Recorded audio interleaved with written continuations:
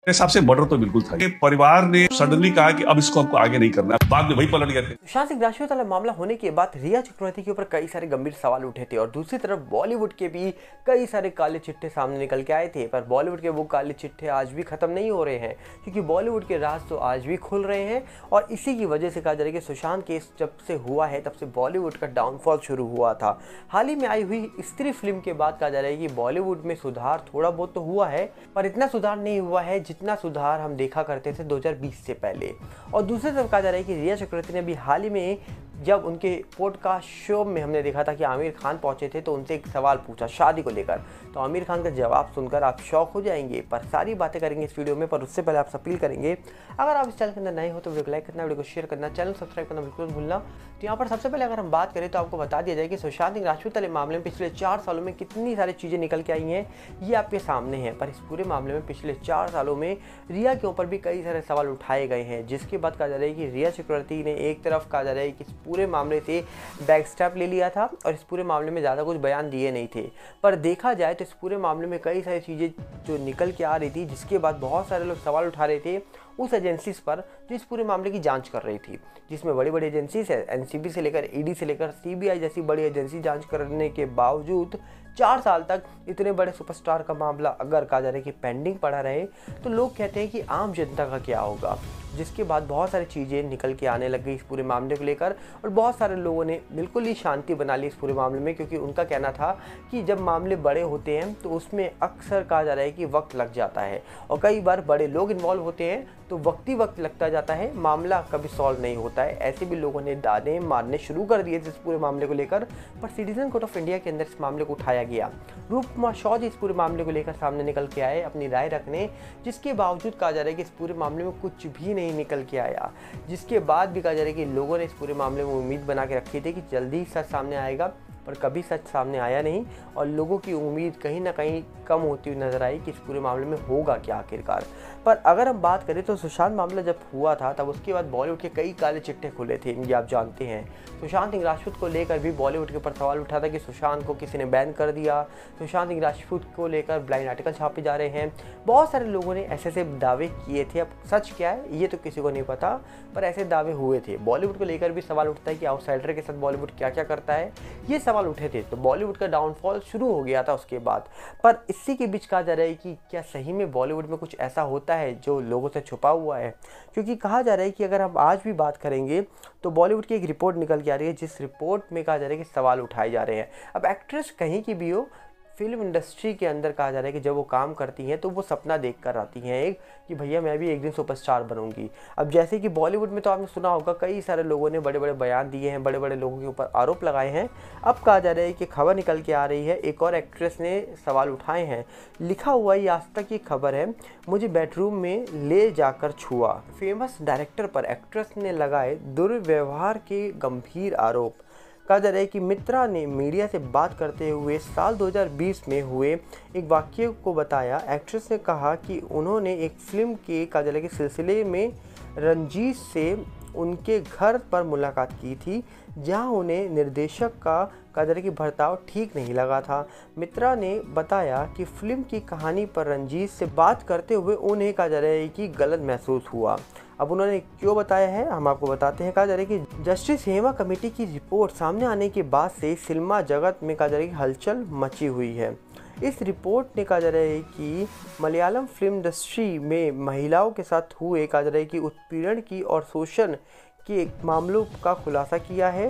Reports के सामने आने के बाद कई कलाकार निशाने पे आ गए हैं। इस बीच कहा जा रहा है कि बंगाली एक्ट्रेस श्रीलेखा मित्रा जो है कहा जा रहा है कि उन्होंने बातचीत करी है हाल ही में, जिस बातचीत में कहा जा रहा है कि एक्ट्रेस ने फेमस जो मलयालम डायरेक्टर है उनके ऊपर गंभीर आरोप लगाए हैं। मित्रा ने मीडिया से बातचीत करते हुए 2009 में उनके साथ हुए एक वाक्य को बताया।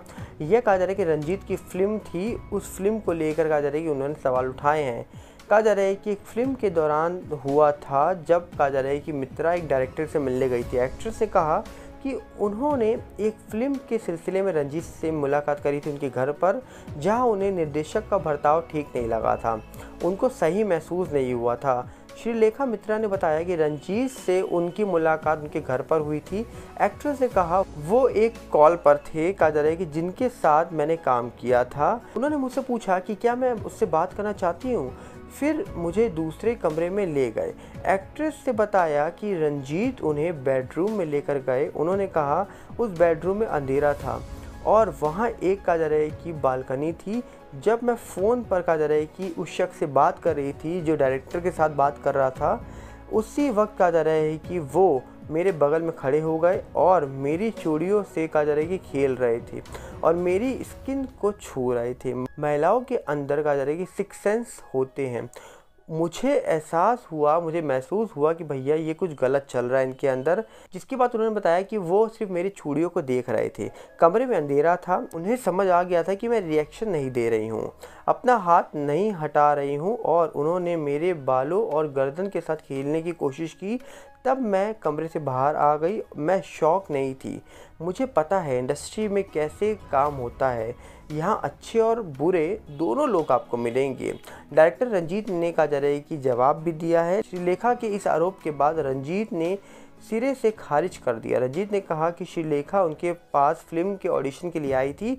उन्होंने कहा कि जो फिल्म मेकर शंकर हैं और अन्य लोग उस फ्लैट में मौजूद थे।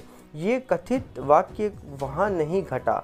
उन्होंने कहा जा रहा है कि उनकी परफॉर्मेंस हमें पसंद नहीं आई थी और ये बात उन्हें साफ कर दी गई थी। इस वाक्य, इस विवाद को उठाने की उनकी जो साजिश है वो कहीं ना कहीं गलत है।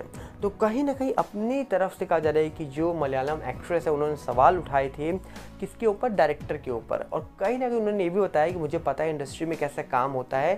तो ये बहुत बड़ा सवाल है, किस प्रकार का कि एक्ट्रेस सवाल उठाती है डायरेक्टर के ऊपर। और ऐसी सारी चीज़ें हम पिछले कई सालों से देखते आ रहे हैं। हर इंडस्ट्री में ऐसी कहीं ना कहीं से कोई ना कोई स्टोरी निकल के आती है और ये 2009 की बातें बताई जा रही हैं। मुझे सवाल ये नहीं समझ आता, मुझे एक चीज़ आज तक ये समझ नहीं आई कि जब इंसान के साथ गलत होता है तो वो तब क्यों नहीं आता सामने। जब वो गलत चीज़ें फेस करता है, जब वो फेमस हो जाता है, एक वक्त ऐसा आता है जब सालों बीत जाते हैं तब उनकी जाग खुलती है और तब वो सामने आके वो बातें रखते हैं। तो अपने अपने तरीके से लोग बातें रखते हैं, पर सोचिए 15-15 साल पुरानी बातें आज सामने रखी जा रही हैं। जब गलत हुआ था, मुझे लगता है कि तभी गलत जो चीज़ें हो रही हैं उसके लिए आवाज़ उठानी चाहिए, तभी सामने आना चाहिए।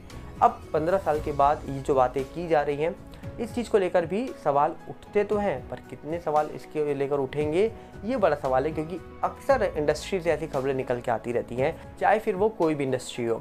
और दूसरी तरफ अगर हम बात करें तो कहा जा रहा है कि अभी हाल ही में आमिर खान पहुंचे थे रिया चक्रवर्ती के नए पॉडकास्ट शो में, जहां पर रिया चक्रवर्ती भैया जो इतनी फेमस हो गई हैं आजकल, वो अपने पॉडकास्ट में सुष्मिता सेन को बुलाती हैं, आमिर खान को बुलाती हैं। अब कहा जा रहा है कि जब आमिर खान की पॉडकास्ट में पहुंचे तो कई सारे सवाल पूछे गए थे आमिर खान से।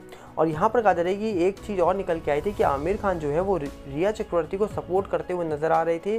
वो रिया चक्रवर्ती के स्ट्रगल से कहीं ना कहीं खुश थे कि आप स्ट्रगल कर रहे हो, आगे बढ़ रहे हो। इसी के बीच कहा जा रहा है कि रिया चक्रवर्ती ने आमिर खान से शादी को लेकर सवाल पूछ लिया। हाल ही में अभिनेता आमिर खान ने रिया चक्रवर्ती के पॉडकास्ट चैप्टर 2 में शिरकत दी थी।